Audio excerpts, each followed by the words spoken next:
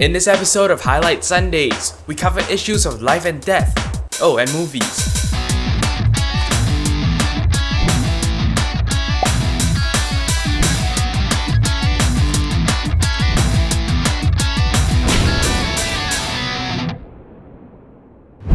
Hello and welcome back to Highlight Sundays. It is the 30th week of 2013 and here are your highlights.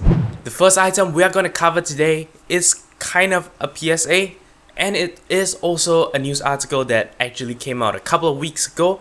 It actually took some time to develop, and I thought this was the time I actually wanted to cover it.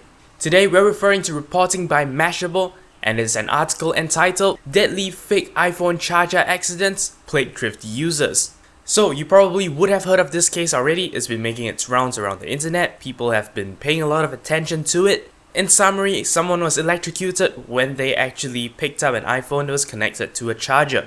Investigation showed that the charger was not actually an Apple branded charger. It was a third-party charger that apparently, stopped working normally. Now, according to the article, when these kind of chargers fail, in the best case, they just stop working properly. But in certain cases, they may actually fry your phone, or even worse, possibly endanger your life. I mean, yes, I guess official chargers do cost a little bit more, but perhaps for the interest of safety, official accessories are still the way to go. From that extremely morbid article, we move on to a slightly less morbid article. This one comes from Engadget and it's entitled "New Gmail Layout Spawns Targeted Ads That Look Like Emails." And I'm not sure if all of you have gotten a new layout just yet. I have gotten it almost a week ago, perhaps a little bit more. The premise behind this change is good. They actually want to optimize your inbox so that, actual correspondence goes to one place, notifications from websites go to another place, and promotion type stuff, that is mostly advertising, things that are kinda spam but not really spam, they go under a promotions category. Unfortunately, what is sad is people have found out that what looks like mail under the promotions category may not actually be mail. It might actually be advertising that Google has actually put in. Now, if you were to ask me, how I felt about this, I'm kinda in two minds about it, because like the article correctly mentions, we've always been getting ads from Google when we use Gmail. So first of all, advertising is nothing new. But on the flip side, it seems that there isn't really a need to sort of pretend this is legitimate mail and hide it among your mail, giving it some amount of distinction that, this is actually some sponsored thing would be nicer. Having said that, I guess there is no major harm done, so it's not a whole lot to complain about. The article also suggests ways in which you can actually avoid this, from methods like switching off the promotions tab to actually just switching off this new layout altogether.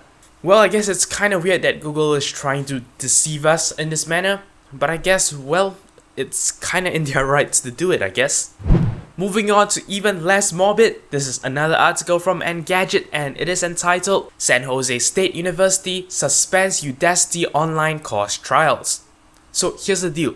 San Jose University decided that, they're gonna actually try out a system. You can actually attend certain courses that are completely online, so you don't actually have to, show up at campus. And of course, the whole idea is to actually make this as legitimate as, a physical lesson.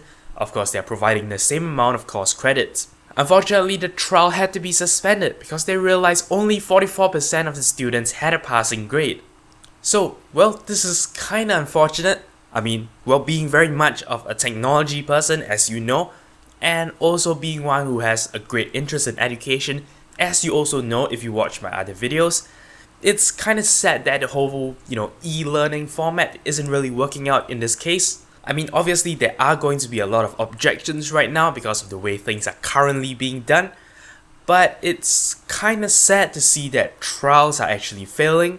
So hopefully they find a solution to this problem and eventually we'll be able to better integrate technology with education. In the meantime though, like the article says, unfortunately students from that university have to drag themselves back to class next semester. We move on to our final article for the day, which is 0 on the scale of morbidity. I have no idea what the word is, but so let's now take a look at this article from Ars Technica. It is entitled "Algorithmically-generated artwork comprise average of faces from movies." Now, first of all, that is a riveting title. So let's take a look at what this is all about. This article describes the artwork of two South Korean artists. Here's what they are doing. They take a movie and they extract every 24th frame from the movie. That means, of course, every frame is 1 second apart because, well, movies are 24 frames per second. What they do then is that in all those still frames that they've picked out, they run a facial detection program through it. So what that means is for every one of those frames, the faces are found, they're actually scaled up and all stacked on top of each other. Now, just to give you a rough idea of the scale of this work, let's say a movie is 2 hours, that means there are 120 minutes in there, or 7,200 seconds, which means that 7,200 is the number of images they're working with. Each individual picture can have any number of faces from 0 to goodness knows how many, and they're actually gonna have to go through every single one of those pictures, pull out the faces and stack them together. But the most interesting thing is still the result, because if you actually head down to the article in the video description, you'll see that for a movie like The Matrix, that average face actually does kinda look like Neo. Now, an interesting side effect of this technique is that since color is preserved, you can also kinda get some cues as to the tone of the movie. Because of course, directors tend to want to bring out the tone of the movie by using a certain color grade. So you can see that certain movies are kinda warmer toned, and some are actually kinda cooler toned. Of course, this doesn't apply for Avatar because obviously that image is gonna be blue, and it actually is. So yeah, it's a very interesting and novel way to actually look at movies. So I really do encourage you to head down to the video description, hop over to Ars Technica and actually take a look at this article. And that's it, that wraps it up for all our articles today.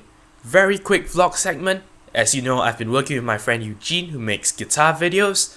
We've just put up a second new upload from, the time I actually had the announcement video, which was 2 weeks back. So yeah, do hop over to his channel. I will link it in the video description as well as an annotation link on screen. Go watch his videos and give him all the support you can. We are also about to enter the second week of Getting Your Feet Wet, our little series on getting you started in programming. I hope you guys are finding it enjoyable and more importantly helpful. But yeah, 4 more episodes to go. We're going to be talking about programming for the rest of this week and next week as well. We will of course return to our usual scheduled programming after that. My uni term is starting again, so once again my time will go down to, just a little bit here and there. But having said that, this holidays was a blast. I did a lot of things, took a lot of photos, tried a lot of projects, had multiple video series. So hopefully you enjoyed all of that. Things will tone down a little bit as I go back to school. But yeah, we will definitely be able to continue with, highlight Sundays and Friday minis at the very least. With a random Wednesday video, I will try to do that as much as possible. But yes, I have 2 more weeks of holidays, so I will of course have to make the most out of that.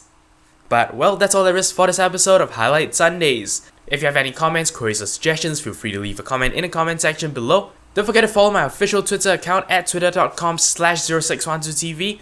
As always, I appreciate every like, favorite and subscription you give me. But until next time, you're watching 0612TV.